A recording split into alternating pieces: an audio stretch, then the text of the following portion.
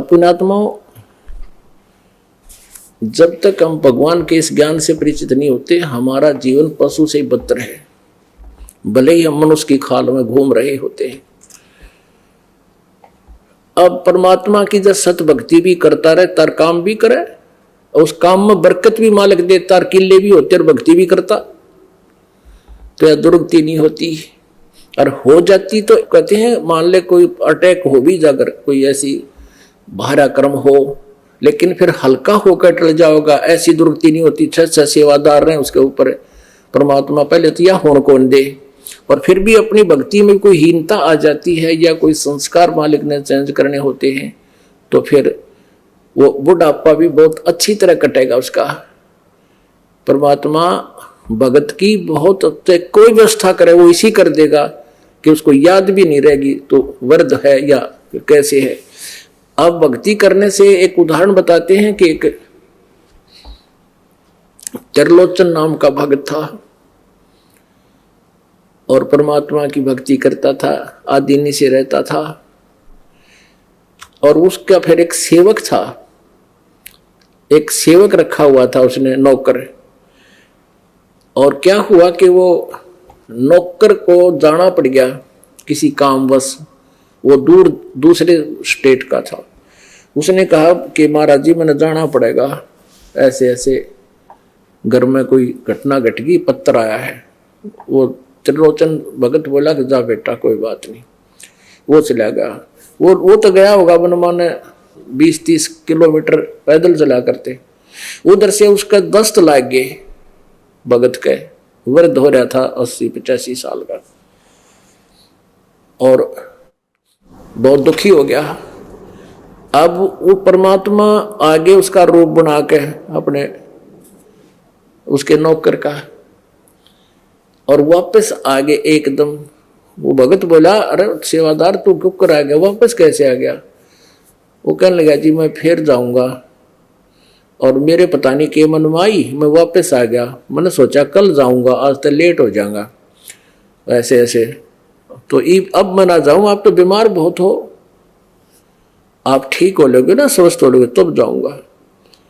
1 महीने तक वो परमात्मा सेवक का रूप बनाकर उसकी टट्टी ठावे, वहीं चारपाई के पास बैठ कर वो टट्टी करे, और उसको उठा के बाहर फेंक का उसका हाथ धोए, उसको नवावे धोआवे, कपड़े धोवे, रोटी पोवे और प्यार तक खवावे। अब 1 महीने के बाद वो नौकर आ गया। वो नौकर तो आया, मान ले गांव में प्रवेश किया और परमात्मा खिसक गए। अब वो नौकर ले रहा सामान, घर जो भी उनके क्षेत्र में जो चीज होया करती, कोई मतीरा ले रहा, कोई सेब ले रहा है, और चूरमा बनवा के ला रहा सफर में, और आके वहां रख के और प्रणाम करी, कहने लगे महाराज 20 दिन की कह गया था, महीना लग गया, मैंने माफ करियो, आप ठीक हो? उसके मुंह की तरफ देखा त्रिलोचन भगत, ये क्या कह रहा है, क्या क्या बोल रहे हो भगत आप? मैं ये कह रहा हूं जी मेरे घर वालों ने आपको प्रणाम बोला है और आपको बहुत याद करते हैं, सब परिवार वाले कुशल हैं, और ऐसे ऐसे आपके लिए सामान भेजा है, लो आपकी पूजा भेजी है। अरे तू क्या कह रहा है, कौन कहाँ से आया है, क्या बात है? कि ऐसे ऐसे मैं घर नहीं गया था। तू घर गया था? अकान जी आप घर गए? मैं घर। तो सचमुच अब सीधा अपने घर से आ रहा है? कहाँ अपने घर से आ रहा हूँ, ये सारा सामान लाया हुआ है। तब उसकी आंखों में पानी आ गया, 80 साल के बूढ़े गए, रोने लग गया। बोला हे परमात्मा, इस पापी के ऊपर इतना भार चढ़ा दिया, आपने आकर के मेरे टट्टी तक उठा दी, मेरे साथ कितना अच्छा व्यवहार कर गया। तो पुण्यात्माओं, ये सत्कर मानना ये कथाएं नहीं है, ये बिल्कुल 100% सत कहानी है, सत कथाएं हैं, केवल दंत कथा नहीं है। तो परमात्मा ऐसे सुख देता है, लेकिन कहते हैं सतगुरु के दरबार में कमी काहे की ना, और अंसा मौज नहीं पावता तेरी चूक चाकरी में। परमात्मा ऐसे लाभ देता है, लेकिन आप प्राप्त नहीं कर पा रहे उससे ये बेनिफिट, तो आपकी कोई सेवा शुश्रूषा में कमी रह रही है, आपकी कोई भक्ति में, कोई श्रद्धा में, आपके अंदर आस्था में या तरुटी है, जिस दिन यह निकल जाएगी उस दिन देखना नए नए चमत्कार आपको आगे दे पाओगे।